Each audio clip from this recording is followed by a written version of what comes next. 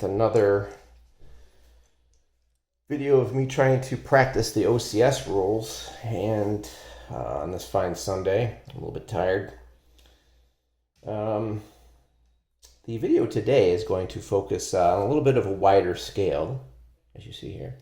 It's going to be an overrun attack, as the 10th Panzer, elements of the 10th Panzer have been told to proceed toward Pocinak here and take the town.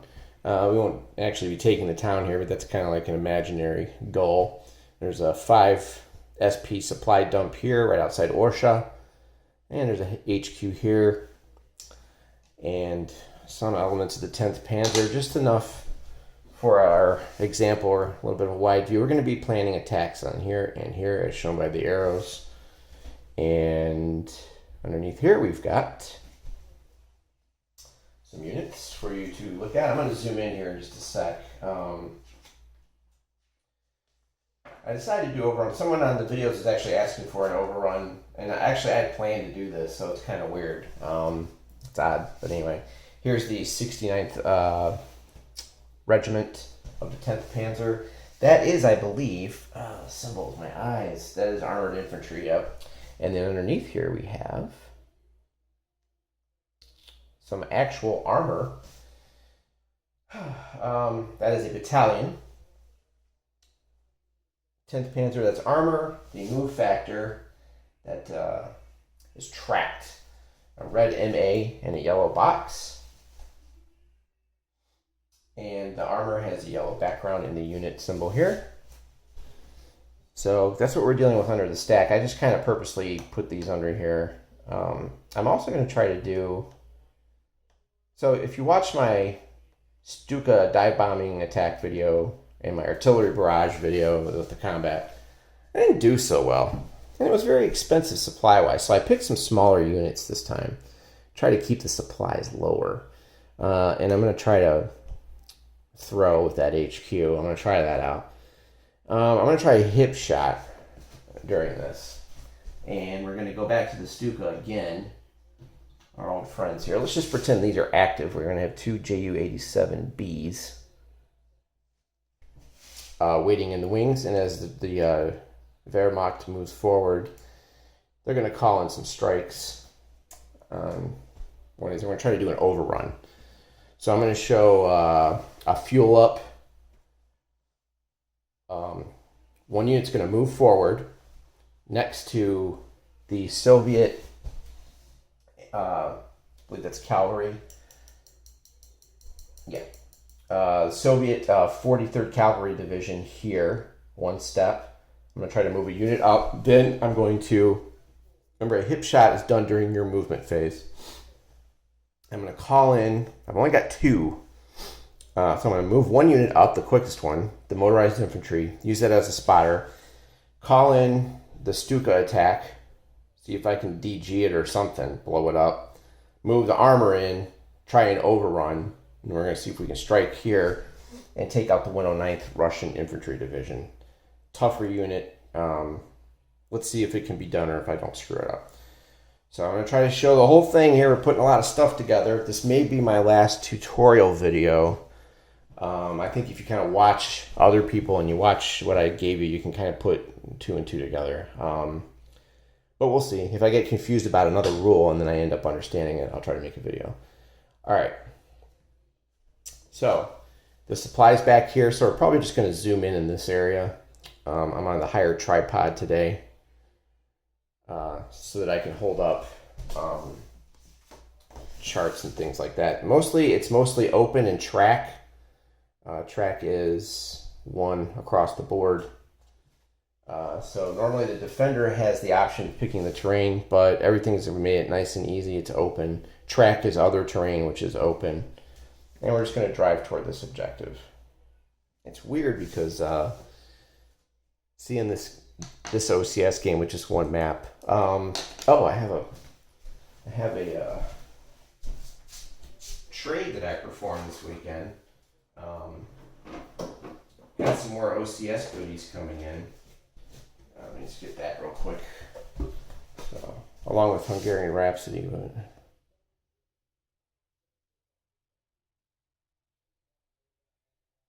So I'm kind of looking over that. I might switch. I mean, I'm going to play Smolensk, but I might start popping out some maps from this one. But I got to organize the counters. All right. Okay, let's get started and attempt this. Now we're going to skip ahead. We're going to do, I'll show you what we're going to do. Go right to the movement phase. There's no breakout. We're going to do air movement. And the phasing player's active air units can perform missions throughout the phase. Okay. So let's give it a shot here. Hip shoots do require a spotter. All right, so let's try this out and see if I can get this right. I'm gonna chop this video up into different parts in case I F up, so you might see a little bit of a skip here. Okay, let's try to get started. All right, let's get this bad boy started. The early in the morning, word goes out. The 10th Panzer is going to rumble into action. I will zoom in for you guys. You don't need to see the HQ stuff until combat, really. All right, 10th Panzer is given the order to move out. Okay. Remember the fuel rules. Truck or track cannot move until they expend fuel. Now you'll notice I carefully designed this. These units do have a ZOC, but the track movement is going to ignore it. I kind of carefully planned it that way, but remember, truck movement has to stop when it hits a ZOC. All right, so let's fuel up. I'm going to use, as they call it, I'll read this here, the formation method. Pay 1 SP to fuel a multi-unit formation. This fuel lasts until the next friendly cleanup phase. I know what I forgot now. I am silly. I forgot to visually help you all out by putting this on the board. I am sorry about that. Because otherwise people are going to wonder where I got that from. And that would be Doomkoff of me. All right. Let me just clean up this mess I made here now. Counters. I have clipped and punched so many counters this weekend. I think my brain is going to blow up. All right. All right. They have intrinsic supply here.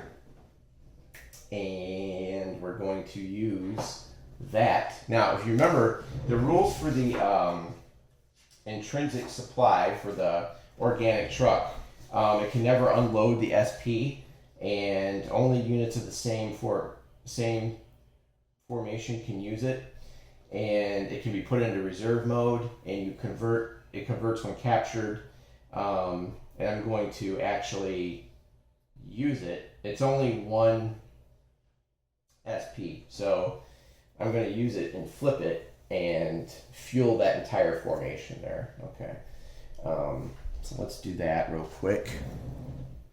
Okay, so let's fuel up both these units, and we're going to take this and flip it. Now, what I'll probably do is, since it's used up, I'm going to probably leave it in that hex. I don't know if that's the smart thing to do or not. Now, remember when you fuel this method, you flip this over to the fueled, and it is now fueled up. All right, now let's try to put this into practice here. Let's see if I can do this right. All right, let's break the hex down here, and we're going to send the mobile infantry forward, the regiment here. Movement of 6. This is open terrain. We're going to go. Let me think about how I want to do this. 1, 2. Yeah. 1, 2, 3, 4.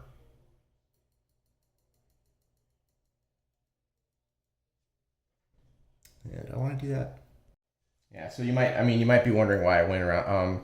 The rule states when you have a hex with multiple terrain, you have to use the one that's most costly, and that's 2 MP to go in there. So I'm just going to go around it. Okay, we move him up to here. Okay, then we're going to call it a hip shot right now. We're going to strike this target. So let's do that. All right, so left back here we have, and then, if it makes it any easier, we can, I came prepared today with a little, well, that one's dead. Obviously, I'm not that prepared. All right, you suck. With a little here, and that. And we have an airstrike here. And let's see how this works out. All right, another airstrike. Let me just back this up just a little bit there. All right, another airstrike. Hopefully this is not as bad as the one that I filmed earlier. You guys don't need to see what's going on back that way, really. Okay, change to my markers out. So if you remember last time we did an air barrage, I had a bonus for the aircraft base being under 10 hexes. This time, the aircraft base is really far away, so there's no bonus for that. Okay, now, there's no intercept, there's no air combat. We do have to check for flak. So the last time, some of my Stukas got shot down. We do have to check for flak. So let me cover that again with you. Supplies never considered, nor is there any SP cost for the flak issue run out. There's no patrol zone. We roll 2 dice and we modify it by the chart. And this time we should have, unless I roll really bad, I don't really think there's really a way for me to get smashed. Okay, this time we have no HQ, right? So we're just a straight roll. There's not 3 or more units. And I just like to go over this stuff every time. Okay, so we're going to roll 2 dice here. And God help me if I get an 11. All right, I just want to make sure we can see this without crashing into anything. Okay. The dice gods were kind to me. 4. So we're going to go on with the barrage. Now, there's a few modifiers just like we did the last time. I'm just going to go over it again to keep it in everyone's head. Okay. The barrage strength is 12. Okay. Now you're probably wondering, like, why don't you use both planes? Well, I'm going to say this because I can do another hip shot. Okay. Maybe on this target. So, I mean, I don't want to use all my planes. I'm hoping for a DG here. We'll see what happens. Okay. So the barrage is 12. Modifiers. We got to check for density. We're at 1 step or less. So we actually, damn, I'm actually going to have to go left. Again, I'm cursed. I didn't check ahead of time. So it's a 12 column and we shift over to the 8 to 11 column. Any other ones? Let's check terrain. Terrain is open. So there's nothing there. We're not within 10 of our base. And the density shift, since there's so few units, cavalry, it's going to be harder to hit stuff. All right, let's roll and see what we get. Defender can pick the terrain, of course, but he has no choice here. All right, let's see what we get this time. And if you want to know, I'm following along at 14.2F. Move aircraft, resolve flak, resolve the mission, return to base. All right. Got a 7. All right. I achieved my goal, it looks like. So, 7, we were here. Oh, can you not see that? There we go. We were 12, but we have to go this way due to density. And you go down to 7, and we just barely achieved our goal of a disorganize. And the plane is going to go back to inactive. We achieved our goal. Now we can perform an overrun and hopefully accomplish this drive here. Okay, so I may not have left myself enough power to. What I don't know is, can I keep moving with this guy or am I done? I think I have to stop there because he's a spotter, so technically I think he's done. Oops, wrong one. All right, we DG'd that unit. We may not get to this hex. I don't think I'm going to have enough.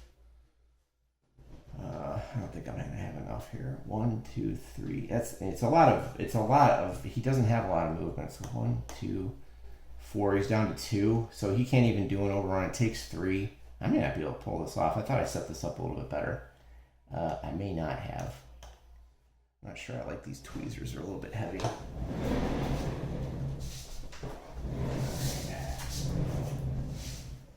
Not good with these tweezers.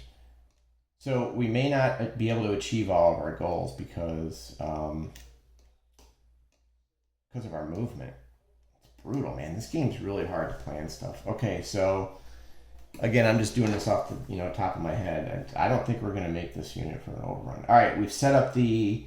We're going to take the Panzer battalion here, and this is not the exact route that I'm taking. I'm just marking it on here to make it look cool. All right, we're going to sweep here. We're going to overrun this DG unit. Remember, on an overrun, you do have to pay for combat. So, and the defender's going to have to pay as well. It's not on here. If you want, I could put like a supply depot.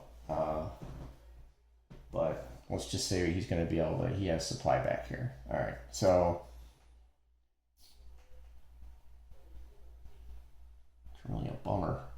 I'm just not going to be able to make that. I mean, I could try it. Let me just calculate this. 4. See, an overrun costs movement point. That's as far. We're not going to be able to hit this target. The Führer is going to be very upset. He wants to know what's holding up it. Well, what's holding it up is we need some supplies here. We still have to throw supply for combat. We're not going to be able to get to this target. My plan to overrun is not. That's not going to. How do people do multiple over? Is there a? Should I be like this in movement mode? I don't know. I just feel like I wouldn't have enough power. Okay. 1, 2, 3, 4. And overrun. Okay.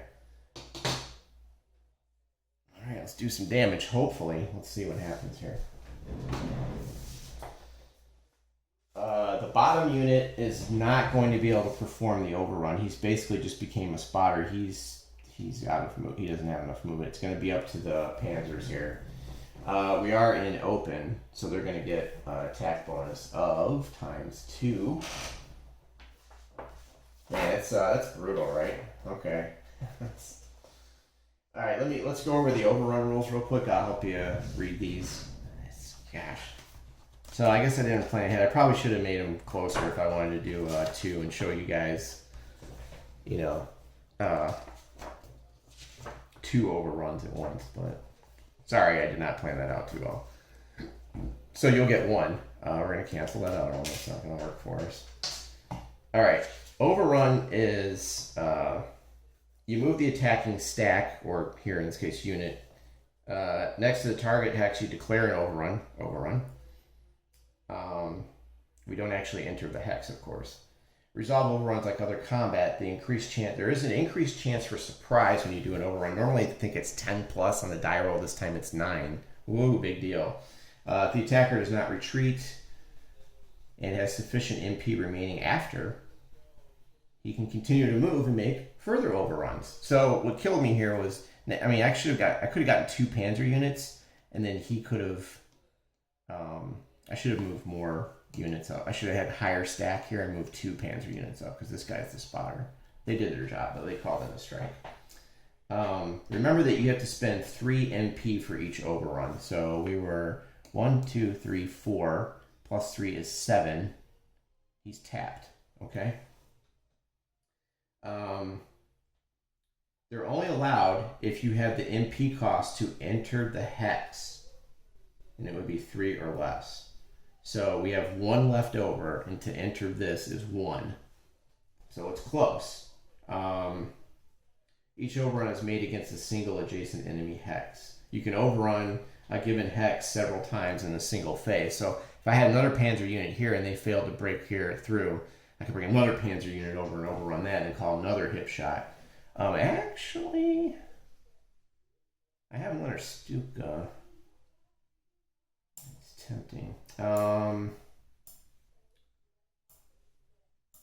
really don't lose anything if I call another Hipshot, right? Or would I have had to do that right now? Probably do that right now.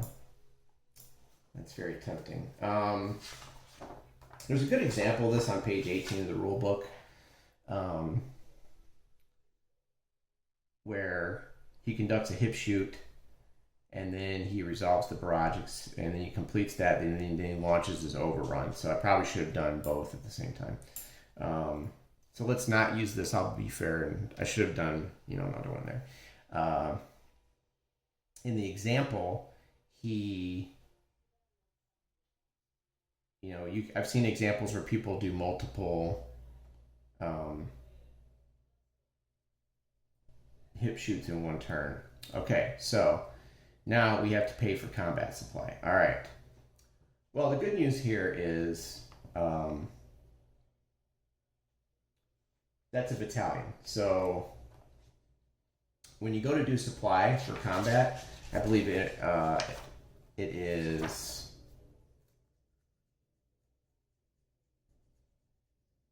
that's half an RE. So we have to figure out how we're going to draw. It's one token, not an SP. It's one token per attacking unit. So we need to get one supply token up to this individual for him to pull this attack off. All right. So he's empty. Okay. So we need to break this down and get a token out of there. All right. So pardon me for a second. I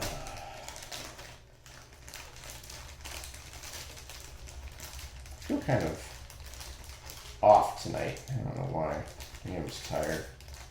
I tell you, doing these videos is could be a definite drain here.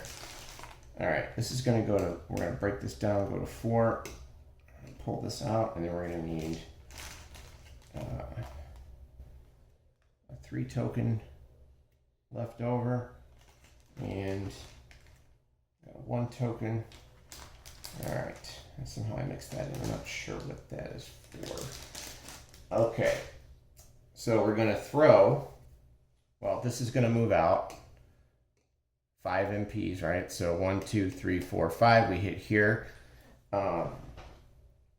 Then we're gonna do a direct draw, right? So the HQ is drawing from here back to a supply dump, and they're going to pass it forward 10, 1, 2, 3, 4, 5, 6, 7, 8, and it uses truck in movement, and the reason I went around that, the reason I went around that is because I don't want to pay to go through there. All right, so we're able to get the combat supply out. Let me know if I did that right. I believe I did it right. By reading, throwing an HQ able to draw supply from a dump can then pass forward to the extent of its throw range. Okay, so we get our supply line done. He gets the token, and we're going to launch the attack. All right, now we're going to go through our combat phase. They recommend in the book that when you're starting out and you're new, to always follow the combat example. All right, so I'm going to do that. I know you veterans are like, geez, not this shit again. All right. Select the attacking and defending hexes. Well, that's obvious. So again, we're going to be seeing this. All right. Both players expend the supply. Now, the defender is going to, I think it's 2 to defend. I'm not mistaken. And you cannot attack at all without combat supply. All right. Okay, so yeah, it's 2T, and he is 1 RE as the 1 in the yellow circle there. Okay. All right, let's get started. We expend our supply, so here's the token that we spend.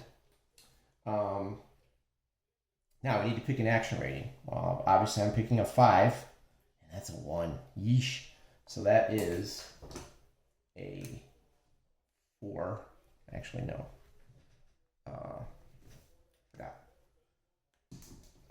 There's a 4 DRM for the Germans, and I just point the arrow this way. The Germans will stay on this side just to remind me. So it's a 4 DRM. So 5 and 1 for action ratings. Then we determine the DRM as in point 9.6. If you want to follow along, that is page 16 of the rule book. Each player selects a unit that will determine the side's action rating, right? You calculate it as follows: attackers AR minus defenders AR, and that is your number. And then, of course, we must take step losses from the Panzer unit here, not the mobile infantry. All right. I forgot something. It's worse than I thought. That's why I should have kept that on there. I almost killed. When you're DG'd, it's -1 AR. It's actually a DRM of 5. I almost forgot that, but you guys were like, "Oh, I'm getting ready to type it out on YouTube in the comments section." All right. So not good. Not good. Not good. All right. Now we have to determine the odds. I believe that's next. Let me follow along here. Oh, the defender would normally announce terrain here, but, well, you got no choice, buddy. So we're going to determine the odds. All right. Let's determine the odds. We have 8 attack to 2. Sorry, it's not 2. God, I keep forgetting. Wait, I'm sorry. So he's -1 AR. He's DG'd, so he's 1. So we're looking at 8 to 1 here, kids. Ouch. So that really helped. It's a weak unit anyway, but so he's DG'd, he's -1 AR, and his combat is halved, and his movement is reduced also. So, all right. So I mean, basically, it's 8 to 1. Let me check that rounding real quick. Okay. So 8 to 1. There's some things you need to know here about this odd little chart.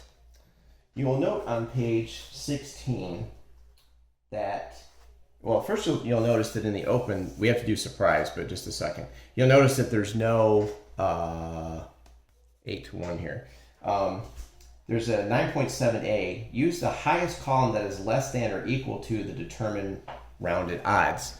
Less than or equal to. So we technically would be on the 7 to 1 column because it skips, and we're not. So we'll be right here. So once we do that, we need to figure out the shift from the surprise. Roll 2 dice and add the DRM determined from earlier. And remember, it is an overrun. So we have a 5 we're going to add to this. And since it's overrun, we're looking at 9 or more. And if we gain surprise, God help this unit. Oh my God. Holy shit. Snake eyes. Only, I swear to God, you guys, you're never gonna witness a worse die roller.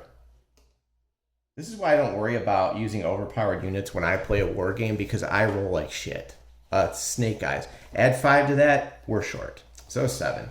No surprise, no column shift. Unbelievable. Come on. All right. All right, after determining the odds, surprise, and the column shifts, we're going to roll the dice. We roll 2 dice and add the action DRM. And if there's any hedgehogs or anything like that, we get our options here. But, oh my God, I tell you. All right, so we're stuck on that 7 to 1 column. Let me know if I did that wrong. I think by reading that, that's what they mean. Equal to or less. So open and equal to or less. I think we dropped down to 7 to 1. So right there. All right, we're going to roll 2 dice and we add this awesome 5 that we got. Let's see how bad I can roll this. Okay, let's watch this. Oh, all right. Well, that was good. That's what we needed right there. I'm rolling a lot of doubles here. So 10 plus 5 is 15. We go down. It's the highest possible. It's the last possible result is 15. This is not good for that Russian unit. Can you guys see that? Yeah. At any rate, this is not good. So we're just gonna, this is like really bad. Also, when you do an overrun, you cannot gain an exploit marker. This is a nasty result. So let me just figure out how to read this to you guys here. Before I do that, I forgot about something else. We may need to recalculate here about the odds. I forgot about this. Armor's ×2 in the open. My fault. So it's actually 16 to 1 which is going to be on the 16-to-1 table. My fault. I almost screwed that up. So when you do the odds, the armor gets ×2 for being in the open, and you go by the defender's hex. So it's 16-to-1, okay? And we're going to say I still failed the surprise roll, but we're going to keep that same roll of 10 plus 5 is 15.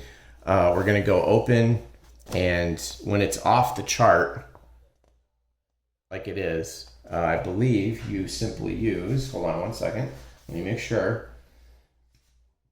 Oh my gosh, okay. Odds are limited to those printed on the table. Resolve all attacks that fall outside the odds listed on the table on the last available column. Okay, so we won't do any shifts due to surprise. So we're going to be using the 13-to-1 table. Sorry, I almost forgot about the armor bonus. So we're going to keep the 15. We're going to go down. And we're going to get an even crazier result here. All right. So now we're all the way to the right, and we're looking at that. AE2 DL2 O3DG. I'm actually going to have to look up what the hell that means, I'll be honest with you. All right, so let's see what we got here. Let me just get this out. Okay, I should not lose anything here if I'm correct. Attacker with action ratings of number or more are exploitation marked. I can't get an exploitation mark, so it doesn't matter. DL2, defender loses 2 steps and has an option to retreat or lose more. Well, we literally just blew him off the table. So that's probably the best combat I've had in my entire series of tutorials. He is 1 step. He's blown off the table. And that is a very nasty overrun. So what helped here was the DG that I did with the airstrike. Then the armor ×2 for being in the open. And this action rating, by the way, is awesome, a 5. Okay, so he is just obliterated. So the other option on the table that we got was option 3 for the defender. And he would have had to either pick between retreating or losing another step, and he also gets disorganized, but he is blasted. Okay, so that's the combat. We finished that. I believe we did that right. I almost missed a few modifiers there, but I caught them. I got them all. That was close. At least I did it on camera so you guys can see it. I have the option to advance into the hex, which I will take. And remember, this is the movement phase. So I have 1 movement point left. If I wanted to be a dick, I could call in the last Stuka for a hip shot here at the end of my movement.